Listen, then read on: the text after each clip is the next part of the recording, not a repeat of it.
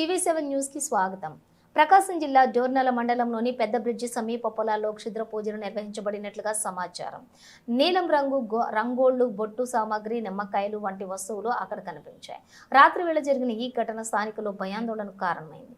సంబంధిత అధికారులు స్పందించి క్షుద్ర పూజలను అరికట్టి ప్రజలను భయాందోళన నుండి విముక్తులను చేయాలని పరిసర ప్రాంత ప్రజలు కోరుతున్నారు.